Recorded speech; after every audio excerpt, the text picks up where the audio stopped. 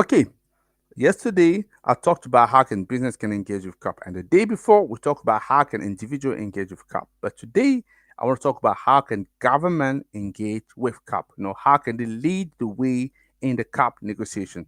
Stay tuned. This is what we're gonna develop for the next 4 or 5 minutes.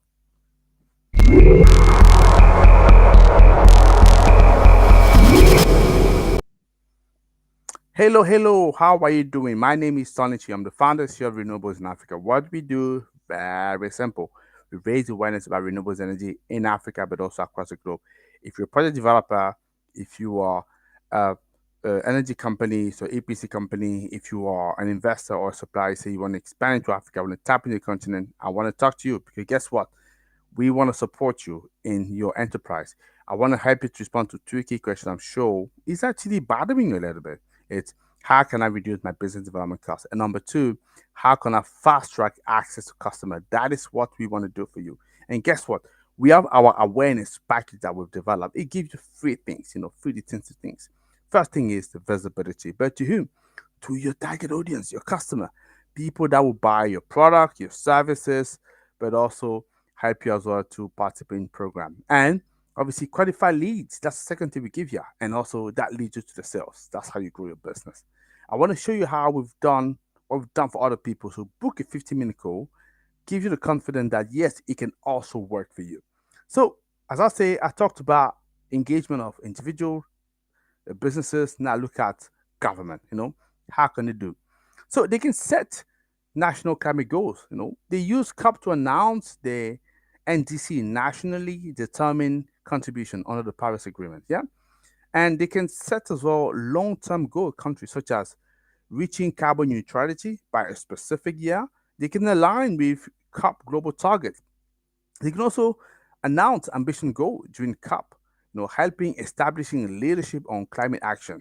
But clearly as well, what were we hoping that government would do? They will negotiate on climate finance.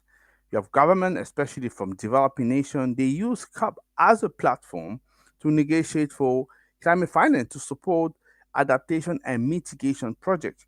And you sometimes have a discussion that will focus on fulfilling the promise 100 billion and your commitment to support in developing countries, because we're still going there, we're still not there yet.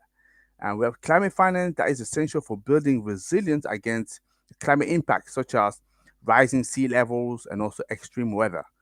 And it's also about developing adaptation, but also mitigation strategy because climate change it's already happening, right? It's not like don't talk about it as if it's coming. It's already there. It's just that it's going to be amplifying. So how do we better adapt? Government can present adaptation plan and showcase effort to protect vulnerable communities from climate impact. They can also participate in adaptation discussions.